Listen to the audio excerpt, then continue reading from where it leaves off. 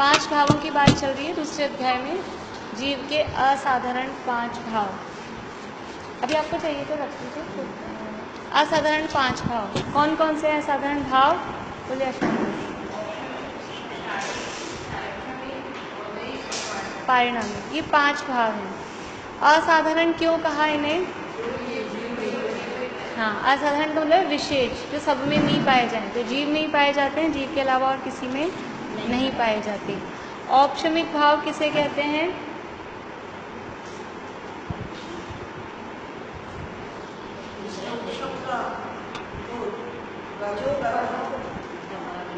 हाँ, कर्म के दबने पर जो भाव होते हैं, कर्म को दबाने के लिए जो भाव होते हैं, कर्म के उपशम के समय जो भाव होते हैं वो कहलाते हैं औपशमिक भाव। औपशमिक भाव के कितने भेद हैं? हाँ, औपशमिक, सम्यक्त और औपशमिक चारित। उसके बाद दूसरा भाव कौन सा है? शायिक भाव किसे कहेंगे? हाँ, कर्मों का क्षय होने पर, करना नहीं, कर्मों का क्षय होने पर जो भाव होते हैं उन्हें शायिक भाव। शायिक भाव के कितने भेद हैं? बोलिए रंजू हरी। शायिक भाव के बोलिए सरोजान की। हाँ, कौन कौन से?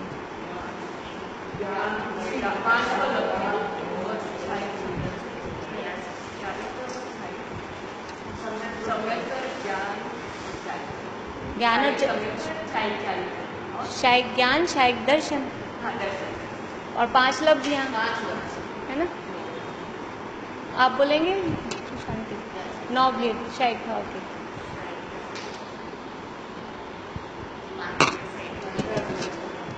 बोलिए अंकल, 9 भेद शायिक भाव के। 9 भेद। हाँ, चारित। हाँ, 5 लब्धियां कौन सी हैं?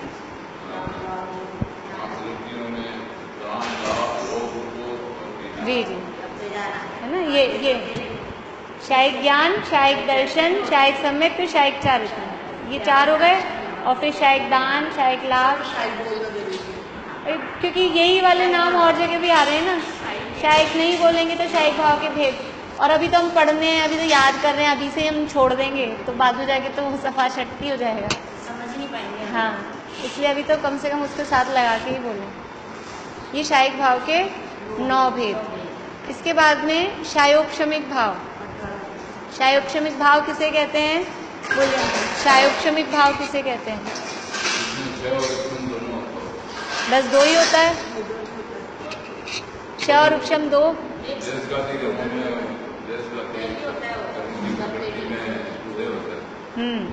तो जिसमें क्षय, उपशम और उदय तीनों होते हैं। ये तो शॉर्ट में हो गई। अभी परिभाषा किसको याद है जो अपन ने याद की थी? बोलेंगे शांति। वर्तमान कालीन,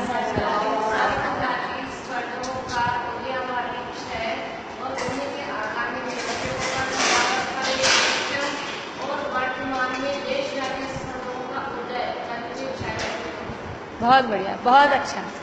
इतने दिनों बाद भी याद है, बढ़िया, बहुत अच्छा। ऐसे ये डेफिनेशन, इसको क्या कहते हैं? ये क्षयोपशम है।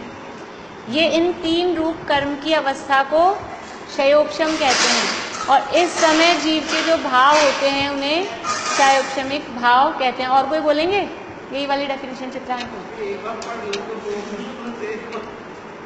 चलिए, क्षयोपशमिक भाव के भेद कितने हैं? आपने जवाब नहीं दिया। क्षयोपशमिक भाव के भेद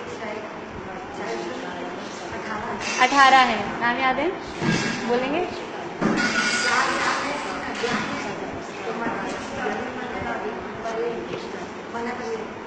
इधर सुनिए। हाँ, ये तो 4 ज्ञान है,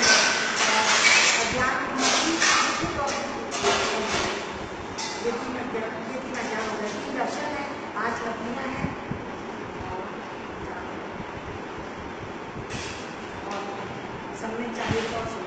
सम्यक्त, चारित्र और संयमा संयम। देखो, ज्ञान, अज्ञान, दर्शन और लब्धि, 4 शब्द याद करने। और सम्यक्त चारित्र तो पहले से आ ही रहे। सम्यक्त चारित्र ऐसे ध्यान कर लीजिए। सम्यक्त, हाँ, जिस तरह से अपन करें वही है। कल मैं आप लोगों से क्षयोपशम की परिभाषा सबसे सुनूंगी, ये वाली। वर्तमान कालीन सर्वघाती स्पर्धकों का उदया भावी क्षय भविष्यकालीन उन्हीं स्पर्धकों का सद अवस्था रूप उपशम और वर्तमान कालीन देशघाती प्रकृतियों स्पर्धकों का उदय, इन तीन रूप कर्म की अवस्था को क्षयोपशम कहते हैं। और क्षयोपशमिक भाव के 18 भेद हैं। बोलिए अंकल, कौन से 18 भेद?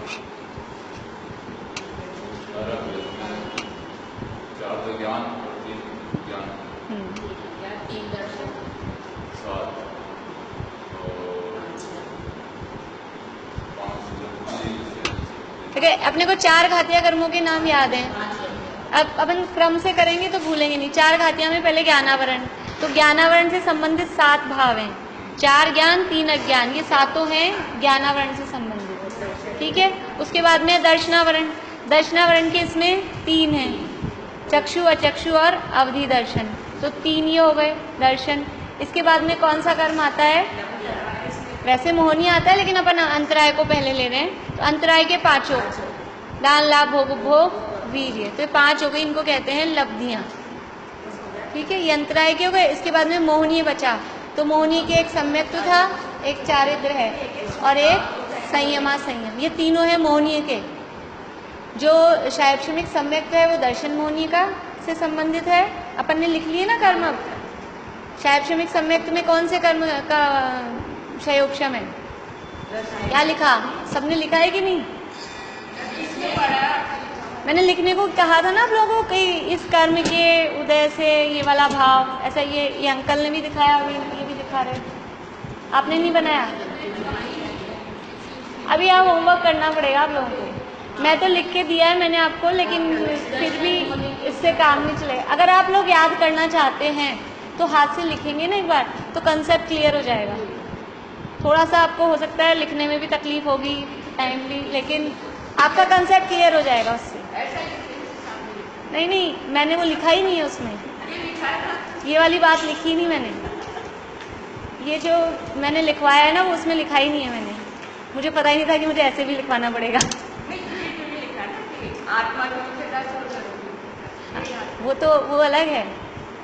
मैंने ये क्षयोपशमिक भाव में, और बल्कि पूरे ही तीनों भावों में ही कहा था आपको कि जैसे दर्शन मोहनीय कर्म के उपशम से औपशमिक सम्यक्त्व, दर्शन मोहनीय कर्म के चारित्र मोहनीय कर्म के उपशम से औपशमिक चारित्र, ये उपशम भाव का हो गया। फिर शायिक भाव के 9 में पूरा ऐसा, केवल ज्ञानावरण कर्म के क्षय से केवल शायिक ज्ञान, फिर केवल दर्शनावरण कर्म के क्षय से ऐसा।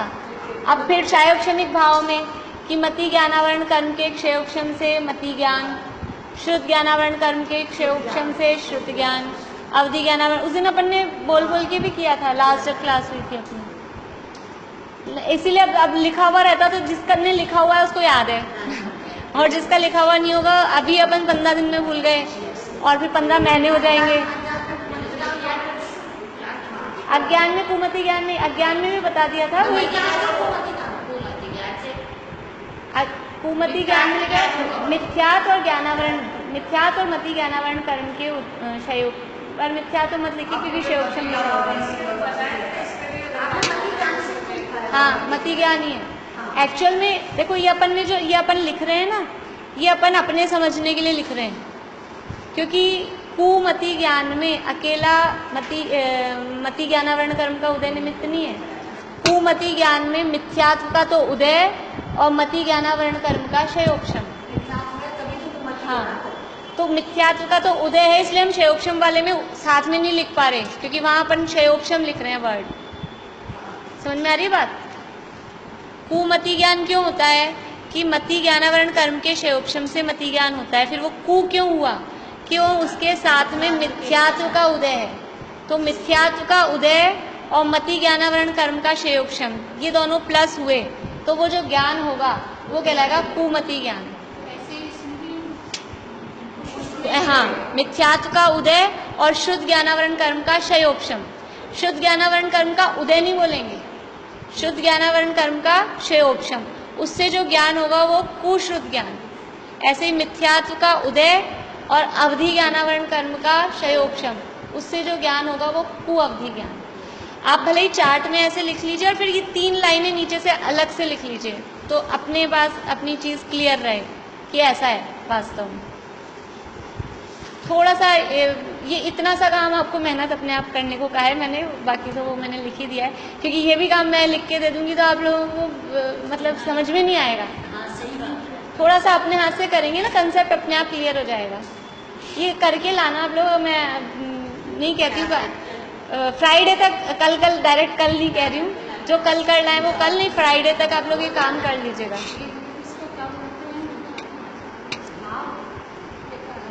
हाँ, मतलब मति ज्ञानावरण कर्म के देख ऊपर लिखना है या कर्म, फिर उसका अवस्था, और फिर उधर लिखना है भाव, जीव का भाव। ये 3 हेडिंग डलेंगे। तो कर्म हो गया मति ज्ञानावरण, फिर उसकी अवस्था हो गई शैयोपशम, और भाव हो गया मति ज्ञान। ये अंकल नहीं बनाया, इन्होंने ही बनाया, आप देख लेना कैसे बनाया है। तो वो हेडिंग आप डाल लेंगे, एक बार खुद बनाएंगे ना तो, और जो खुशी आपको होगी ना, खुद का कंसेप्ट क्लियर होगा। पूरे में ही बनाए तो अच्छी बात है, तीनों भावों में ही बनाए, फिर आगे अपन औधिक का भी करेंगे, अपना क्लियर हो जाएगा उससे। फिर एक साथ बर्डन हो जाएगा, बहुत सारे भाव हो जाएंगे। अभी 18 ये 9 हो और 2 हो 11, इसलिए जितना हो गया उतना तो कर लें। चलिए आज अपन आगे बढ़ जाएं कि वापस से पिछला। देखिए शैवक्षमिक भाव में अपन ने कुछ बातें पढ़ी थी कर्मों से संबंधित। एक तो देशघाती सर्वघाती पढ़े थे, ख्याल में है सबको? देशघाती किसे कहते हैं, सर्वघाती किसे कहते हैं, लिखा भी है उसमें भी, शायद आ गया है आपके पास फोटोकॉपी में। इस फोटोकॉपी का कुछ ऐसा फाइल टाइप हो ना, उसमें रख लिया करिए, नहीं तो ये सारे ये भी पेजेस वो हो जाएंगे। क्या? हाँ देखिए, शैवक्षमिक सम्यक तो कैसे हुआ था और शैवक्षमिक चारित्र, ये सब बात अपनी वैसे हो गई थी। शैवक्षमिक सम्यक की परिभाषा पेज नंबर अपने पीछे ही आ गई थी।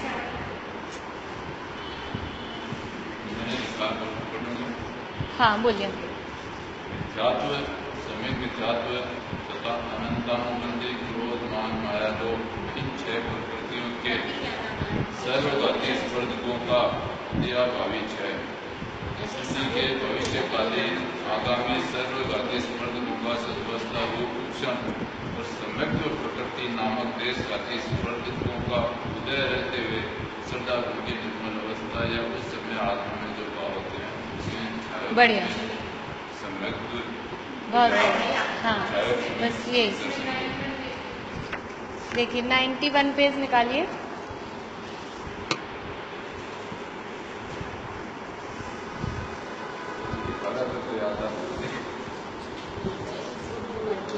तो ये एक बार में याद हो जाए, वो तो रटने वाली चीज़ भूल जाते हैं। जो रटेंगे चीज़ अपन, वो थोड़े दिन में भूल जाएंगे। कंसेप्ट क्लियर हो जाएगा एक बार तो फिर रटना नहीं पड़ेगा, अपने आप समझ में आ जाएगा। भूल गए तो घबराने वाली बात नहीं, पर ये है कि समझ में तो आया था ना, भले अब वो शब्द नहीं आ पा रहे, एक बार पढ़ने से फिर ख्याल आ जाएंगे, लेकिन समझ में आ गई थी या नहीं बात, वो है। देखो मिथ्यात्व का संबंध, पहले हमें ये कंसेप्ट क्लियर रखना पड़ेगा कि जीव के कौन से गुण को कौन सा कर्म घात रहा है, इसलिए मैंने ये चार्ट बनवाया है। तो हमें ख्याल में आ जाए कि ये कर्म है, इस गुण को घातता है। सारे के एक ही कर्म सारे गुणों को घातता हो, सारे गुणों को बाधित करता हो, ऐसा नहीं है। अगर मति ज्ञानावरण कर्म है तो वो मति ज्ञान को ही इफेक्ट डालेगा बस। मति या ज्ञानावरण कर्म है और वो जीव के सुख पे इफेक्ट डाल रहा हो, ऐसा नहीं है, बस वो उस पर इफेक्ट डालेगा। तो अब सम्यक पे कौन सा कर्म इफेक्ट डालता है अपने को देखना है। शैवक्षमिक सम्यक, तो सम्यक पे इफेक्ट डालता है मोहनीय, और उसमें भी मुख्य रूप से दर्शन मोहनीय, मुख्य रूप से दर्शन मोहनीय। वैसे चायत मोहनीय की भी अनंतानुबंधी आती ही है। अब दर्शन मोहनीय के 3 भेद, कौन कौन से 3 भेद हैं? सम्यक तो मिथ्याक और सम्यक मिथ्याक, और अनंतानुबंधी 4। ये 7 हो गई प्रकृतियां, 3 दर्शन मोहनीय की और 4 ये अनंतानुबंधी। ये 7 प्रकृतियां ही हैं जो सम्यक पे इफेक्ट डालती हैं। ज्ञानावरण कोई सा भी उदय हो, वो सम्यक पे इफेक्ट नहीं डालता।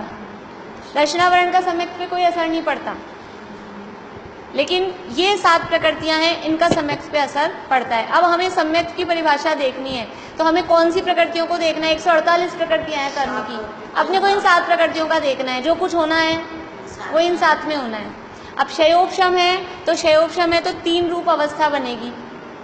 क्षयोपशम में 3 रूप कर्म की अवस्था होती है, क्षय भी, उदय भी और उपशम भी, है ना। क्षय कौन सा होता है? उदयाभावी क्षय। उपशम कौन सा होता है? सदवस्था रूप उपशम और उदय। ठीक है, तो जो उदयाभावी क्षय है वो किसका हो रहा है?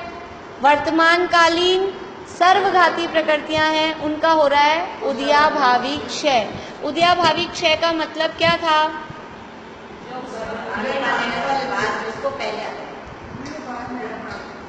पहले आ जाना नहीं,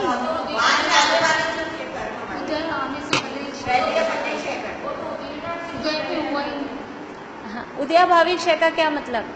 सर्वघाती प्रकृतियां उनको हमने क्षय कर दिया। हाँ, जो सर्वघाती थी ना, वर्तमान कालीन सर्वघाती प्रकृतियों का उदयाभावी क्षय, मतलब वो जो उनकी सर्वघाती वाली जो पावर थी ना, शैल, अस्थि, ख्याल में आ रहा है? सर्वघाती में क्या था? शैल, अस्थि, दारू वाली जो उनकी पावर थी बहुभाग, उस पावर को खत्म करके उनको कन्वर्ट कर दिया हमने लता वाले में, उनको देशघाती में कन्वर्ट कर दिया।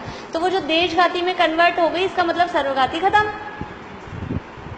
वर्तमान कालीन जो सर्वघाती प्रकृतियां थी, उनकी सर्वघाती शक्ति को हमने हल्का कर दिया, तो सर्वघाती पता खत्म हो गया। इसको बोलते हैं सर्वघाती का उदयाभावी क्षय। उदय के अभाव, भविष्य नहीं, वर्तमान कालीन बोल रहे हैं ना, वर्तमान। अभी तो वर्तमान का समझा रहे हैं, अभी आप आगे मत बढ़िए। वर्तमान कालीन, इस समय ये वर्तमान है, इस समय जो सर्वघाती स्पर्धक उदय में आने वाले थे, इस समय हमको ऐसा फल मिलने वाला था। देखो, चट्टान से आपकी पिटाई हो और तो कैसा होएगा, कैसा लगेगा? बहुत तेज लगेगी। चट्टान से अपने ऊपर चट्टान गिरा दी जाए, और फिर उसके बाद क्या है? अस्थि, हड्डी से पिटाई हो तो उससे कम लगेगी, और फिर लकड़ी से पिटाई हो, बेंत से, तो उससे और कम होगी, और फिर वो लता से हो। ऐसे ये मतलब ऐसा फल कि हाँ, शैल का फल ऐसा है, शैल टाइप वाले जो सर्वघाती स्पर्धक हैं, कि चट्टान गिर गई हो हमारे ऊपर, इतना कभी कभी ऐसा लगता है, भयंकर फल आता है। तो ये है सर्वघाती स्पर्धकों की शक्ति। तो उनकी जो ऐसी शक्ति थी कि वो हमको पहाड़ जैसा, हड्डी जैसा और बेंत जैसा ऐसा भयंकर वाला जो फल देने वाले थे, अभी इसी समय आके उनकी शक्ति को हमने कन्वर्ट कर दिया बिल्कुल ये लता वाले, एकदम कोमल वाला। हाँ, उस समय के लिए हुआ, उस समय के लिए हुआ। तो ये कहलाएगा वर्तमान कालीन, अभी वर्तमान कालीन सर्वघाती स्पर्धक थे। सर्वघाती यानी बहुत ज्यादा, आपको कम समझ में आ रहा होगा शीला अभी। सर्वघाती का मतलब है बहुत ज्यादा, जो हमको उदय में तीव्र फल देने वाले थे। तो वो सर्वघाती पने को हमने उसको कर दिया हल्का। जो मैंने उदाहरण क्या दिया था, ख्याल में आ रहा है किसी को? क्या याद है? चाशनी का, कि एकदम एक तो इतनी चाशनी थी कि 1 गिलास दूध मीठा हो जाता उसमें, और इतनी गाढ़ी थी, और फिर हमने 1 गिलास पानी मिला दिया उसमें, तो अब उसका मीठेपन का क्या हुआ? एक खत्म हो गया उसका मीठापन। अब उसमें क्या असर रहेगा? एकदम, हाँ बिल्कुल। तो ऐसे तो वर्तमान कालीन सर्वघाती स्पर्धकों का उदयाभावी, उदयाभावी यानी उदय अभावी, उदयाभावी, उदय के अभाव रूप क्षय, मतलब उनका सर्वघाती पना खत्म कर दिया, इसी को क्षय किया है। उदय में तो आ रहे हैं वो देशघाती बन के, लेकिन सर्वघाती पना उनको खत्म कर दिया, इसलिए उसको बोला उदयाभावी क्षय। और वही जो सर्वघाती स्पर्धक थे, जो और भविष्य में उदय में आने वाले थे, तो भविष्य में उदय में आने वाले भी जल्दी उदय में आ सकते हैं नॉर्मल स्थितियों में। तो वो भविष्य वाले जल्दी नहीं आ जाए, अभी उनको हमने वहीं रोक दिया कि तुम जल्दी नहीं आ सकते हो, कहीं तुम पहले उदय में आ जाओ।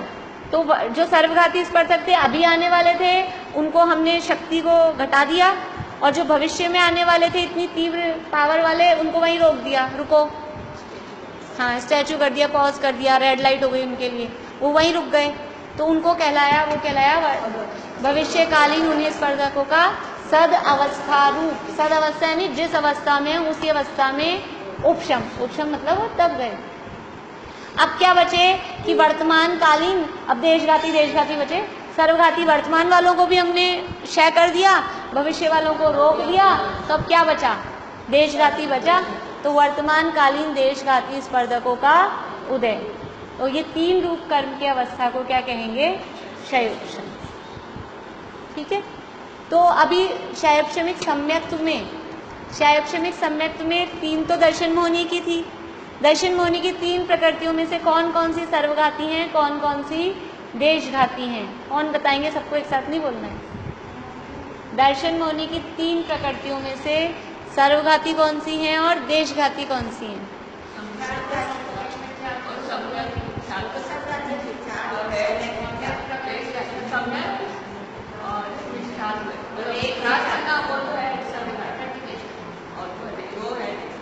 गलत।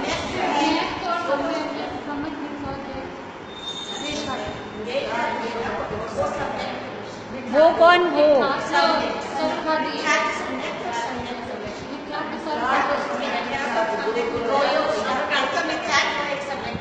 ये क्या है? हाँ बढ़िया, हाँ आशांति इधर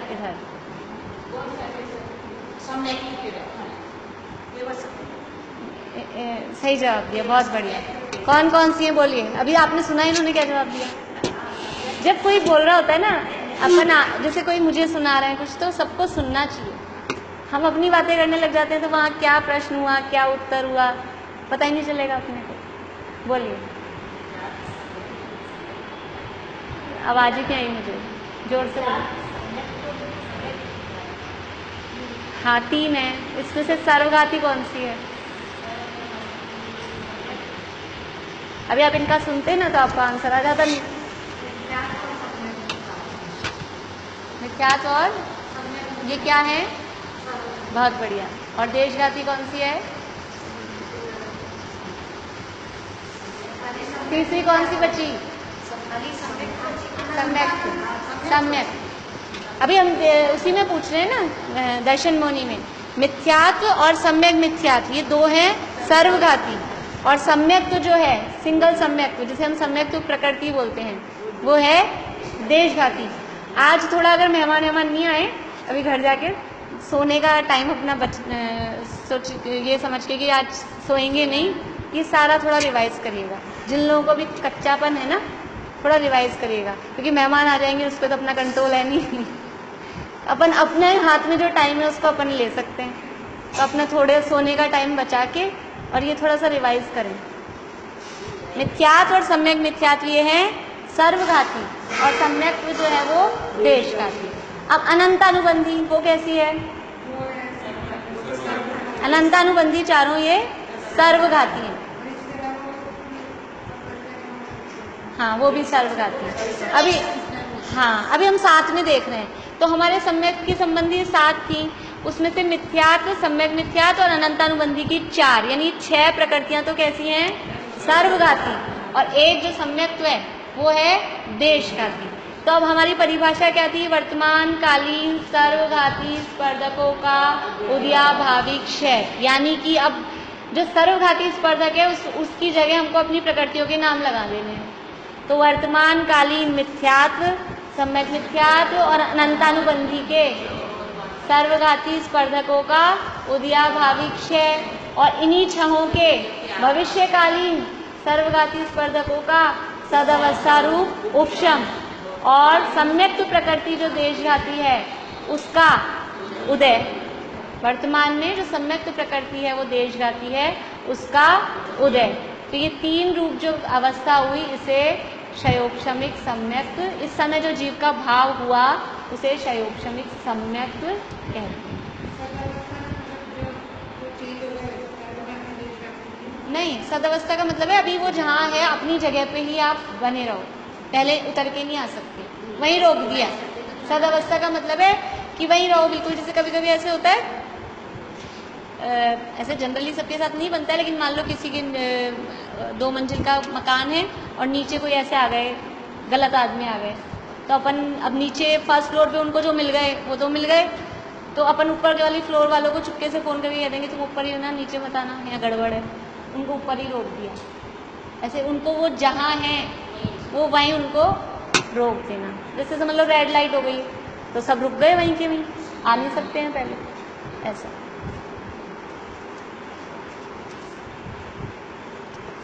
इसी तरह से शायक्षमिक चारित्र का हुआ था और इसी तरह से संयम असंयम की इसमें परिभाषाएं दी हैं। अभी एक बार आप लोग पढ़िएगा, वो तो रिवाइज जितना पीछे जाएंगे तो पीछे का ही चलता रहेगा, थोड़ा सा आगे बढ़ लें अपन। कल आप लोग, मैं उम्मीद करती हूँ आप थोड़ा सा शैक्षणिक भाव के जो भेद है ना ये आप पढ़ के आना, तो थोड़ा सा ये शैक्षणिक चारित्र और संयम असंयम को कल ले लेंगे अपन। तो आज थोड़ा सा आगे भी बढ़ जाते हैं। थोड़ी सी अभी के ये इसमें ये भाव वाला थोड़ा सा है, थोड़ी सी मेहनत। ये है ना सूत्र, ज्ञान दर्शन दान लाभ भोग, ये ज्ञाना ज्ञान दर्शन लब्धेयर्श, 4 ज्ञान 3 अज्ञान, है ना, 4 ज्ञान 3 अज्ञान 5 लब्धियां, कितने हो गए ये 7 और 5 12।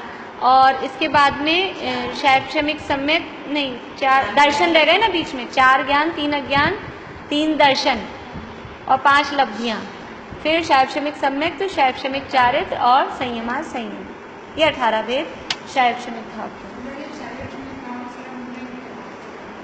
हाँ घात्या का मूल्य ये सारे 18 में करना क्यों नहीं, 18 हाँ ये पूरे 18 में से 18 में इसमें 9 भेद शायिक भाव के और 2 भेद औपशमिक भाव के।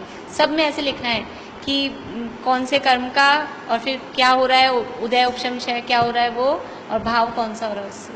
ऐसा आप किसी की कॉपी देख लेना तो आपको समझ में आ जाएगा कैसे करना है।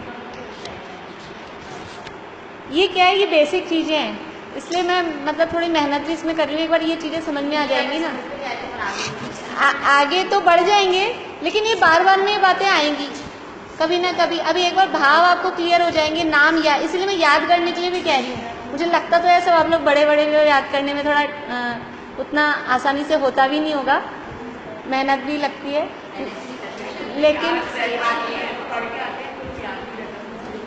कोई बात नहीं। लेकिन कंसेप्ट में अगर थोड़ा सा जमा हुआ है तो आगे भाव वर्ड आएंगे, कहीं भी आएगा ये वाला भाव है, शैक्षणिक भाव है, तो कम से कम हमको एकदम से बोलते ही ख्याल में आ जाए, नहीं तो फिर समझ में नहीं आएगी, भाव भाषण नहीं होगा।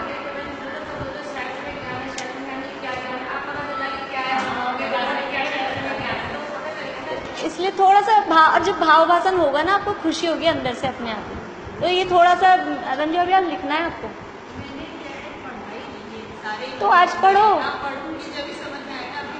थोड़ा सा, और ये जितना अभी मैंने कहा है वो तो आप उतना तो बात समझ में आ गई ना, वो तो आप लिखना है, आज करना है ये काम, वरना फिर आपको रोज आपको समझ में नहीं आएगा, फिर 3 दिन क्लास हो जाएगी, फिर 4 दिन छुट्टी पड़ जाएगी, फिर समझ में नहीं आएगा। तो आज बैठ के ये पूरा कर लेना अपना पिछला काम, ताकि कल से अपने को समझ में आने लग जाए थोड़ा, है ना।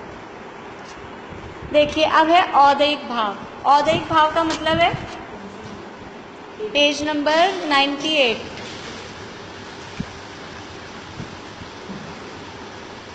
औदैहिक भाव किसे कहते हैं? सरल है, इसकी परिभाषा बहुत सरल है। परिभाषा कठिन में एक क्षयोपशमिक भाव की थी, बाकी तो सब सरल है। कर्म के उदय के समय, औदैहिक यानी उदय, उदय के समय होने वाले, औदैहिक उदय से होने वाले, तो कर्म के उदय के समय जीव के जो भाव होते हैं, कर्म का उदय हुआ और जीव के भाव हो रहे हैं, जीव के भाव हो रहे हैं, उस समय कौन से कर्म का उदय, ये दोनों का बिल्कुल एक टाइम है। अब कभी हम तो इसकी तरफ से इसके कारण ये कहते हैं, कभी इसके कारण ये कहते हैं, वास्तव में ना इसके कारण ये है ना इसके कारण ये है, कोई किसी के कारण नहीं है, लेकिन दोनों का टाइम एकदम सेम है। इसलिए जैसे अभी नीचे में आई तो सरोज आंटी मिल गई, तो मैं इनको लाई कि ये मुझे लाए, दोनों अपने अपने आए थे, लेकिन दोनों का तो हम कभी कभी ऐसे कह भी देते हैं मजाक में, हाँ आपके लिए खड़े थे, आपको लेने के लिए खड़े, ऐसे करके भी बोल देते हैं ना अपन। तो ये कहने की भाषा है व्यवहार की, यूं ही। वास्तव में न कर्म के उदय से भाव होते हैं, न भाव से कर्म का उदय होता है, दोनों अपने अपने अलग आराम से हो रहे हैं, लेकिन ऐसा संबंध है कि जब ये होगा तब ये होगा, जब ये होगा तब ये होगा। सूरज आकाश में है, कमल तालाब में, कौन किसको छेड़ता है, लेकिन वो उगता है और ये खिल जाता है, ये खिल जाता है, वो उगता है, ऑटोमेटिक। इसको कहते हैं निमित्त नैमित्तिक संबंध। और इतना पक्का है कि कभी मिस नहीं होता, बिल्कुल पक्का है। सूरज उगेगा वो कमल खिल जाएगा, सूरज छिपेगा वो कमल बंद हो जाता है। अगर रोशनी आ गई है तो एक बार तो खिल ही जाता है। हाँ, और वो जब एकदम, अगर दिन में भी एकदम अंधेरा हो जाए जैसे, तो वो बंद हो जाएगा। अगर बिल्कुल वैसा अंधेरा हो गया डार्क वाला, वो उसका उससे सही से। हाँ, तो वो रोशनी से है ना, उसका रोशनी से उसका संबंध है ना, उस हिसाब से, इसलिए वो उसका निमित्त नैमित्तिक संबंध है। तो देखिए, औदिक भाव यानी कर्म के उदय के समय जो जीव के भाव होते हैं उसे औदिक भाव कहते हैं। इसके कितने भेद हैं? 21 भेद। सबसे ज़्यादा भेद ये औदिक भाव के हैं, कर्म के उदय, क्योंकि ज़्यादा भाव 21 तो कहे हैं, वास्तव में हमारे तो कर्म के उदय से ही भाव चलते आ रहे हैं निरंतर। देखिए सूत्र बोलते हैं, गति कषाय लिंग। देखिए पहले मैं आपको शब्द बता देती हूँ। गति है, कषाय लिंग, फिर मिथ्या दर्शन, मिथ्या दर्शन के बाद है अज्ञान। दर्शन ना है ना, ना में से निकलेगा अ, मिथ्या दर्शन अज्ञान, फिर उसमें अज्ञान ना है, ना में से फिर अ निकलेगा असंयत। मिथ्या दर्शना ज्ञाना संयता, संयता में से फिर अ निकलेगा, वो है असिद्धत, असिद्ध। ठीक है, हाँ, ये 4 जगह संधि है। मिथ्या दर्शना ज्ञाना संयता सिद्ध। तो जहाँ जहाँ ये ना आ रहा है ना, ना में से अ निकल रहा है। मिथ्या दर्शन, अज्ञान, असंयत, असिद्ध। ठीक है, फिर लेश्या, यहाँ तक नाम बता दिए, ये सब नाम बता दिए। अब अगली लाइन में उनके भेद बता रहे हैं कि कौन सी चीज कितनी संख्या में है। जैसे पिछले में था ना, ज्ञाना ज्ञान दर्शन लब्ध्यश चतुष्त्री त्रि पंच भेदा, तो वो 4 4 3 4 3 3 इस तरह से लगाया था पिछले वाले सूत्र में। ख्याल में आ रहा है? शैक्षणिक भाव का जो सूत्र था, ऐसे ही यहाँ लगाना है। तो गति कषाय लिंग, मिथ्या दर्शन, अज्ञान, असंयत, असिद्ध, लेश्या। अब इसके बाद संख्या बता रहे हैं। लेश्याश चतुः, चतुः शय का बनेगा विसर्ग, संधि विच्छेद करेंगे तो चय का तो विसर्ग बनेगा। तो चतुः, चतुः त्रय, 1 1 1 1, 4 बार 1 है, षड भेदा। अभी चतु, सबसे पहले चतु है, गति के ऊपर लिख लीजिए 4। गति कितनी होती है? इसके बाद में फिर से चतु है, कषाय, कषाय के ऊपर लिख लीजिए 4। कषाय कितनी होती है? इसके बाद में लिंग, लिंग कितने होते हैं? 3। तो त्रय लिखा, त्रय, त्रय का मतलब है, समझ में आ रहा है मैं कहाँ पढ़ रही हूँ? नीचे वाली लाइन से ऊपर वाली लाइन में अपने को जोड़ना है। त्रय के बाद 1, त्रय या के ऊपर जो एक ही मात्रा है ना, उसमें से ए निकलेगा, ए से एडी वाला ए, तो 1 बन जाएगा। त्रय, आज बोर्ड नहीं है, कल बोर्ड आ जाएगा ना, तो फिर बोर्ड पे आपको लिख के बता दूंगी सारे शब्द। त्रय, त्रय, त्रय, उसके बाद प्लस 1, तो यह ए का यह पे मात्रा चढ़ गई। समझ में आ रहा है? लिंग 3 हो गए। मिथ्या दर्शन कितना होता है? 1। मिथ्या दर्शन 1 होता है, तो 1। इसके बाद में अज्ञान कितना होता है? 1, तो उसके लिए भी 1 है। असंयत कितना है? 1, तो फिर 1 है। और असिद्ध के कितने भेद हैं? वो भी 1, तो 4 बार 1 है। चतुष, चतुष, त्रय, कय, कय, कय, कय, यानी 4 बार 1 1, और फिर षड, लेश्या होती है 6, तो ये है षड भेदा। ये इनके भेद है। समझ में आया थोड़ा बहुत? अभी सूत्र बुलवाती हूँ, फिर से वापस देखते हैं एक बार। गति कषाय लिंग, बोलिए। गति कषाय लिंग, मिथ्या दर्शना ज्ञाना संयता सिद्ध,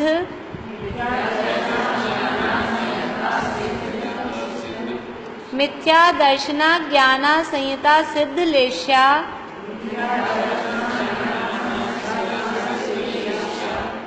चतुष, चतुष त्रय, कय चतुष चतुष यहीं तक बोलिए चतुष चतुष त्रय कय कय कय षड भेदाः 4 बार एक बोलना है अपने को ना। त्रय त्रय में एक आ गया त्रयक त्रयक कयक कयक षड भेदाः। ठीक है लास्ट वाले एक का पे मात्रा नहीं है त्रय या पे जो मात्रा है वो एक वाला आ गया। हाँ गति कषाय लिंग मिथ्या दर्शना ज्ञाना संयता सिद्ध लेशा बोलिए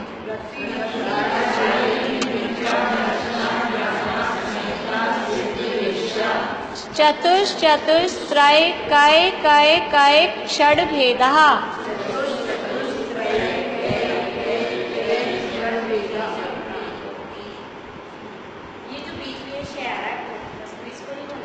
बोलना है लेकिन अपन अभी इकट्ठा नहीं बोल रहे ना तोड़ के बोल रहे हैं तो वो अकेला फिर शय नहीं बोल रहा। जब पूरा एक साथ बोलेंगे ना तो लेशाश चतुष होएगा।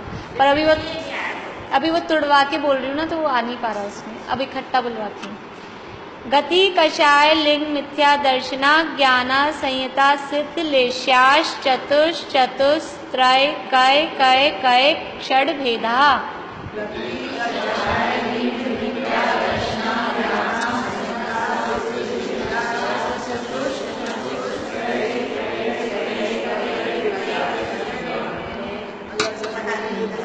अलग अलग बोलिए एक बार बस इतने बोलिए आप बोलिए बस।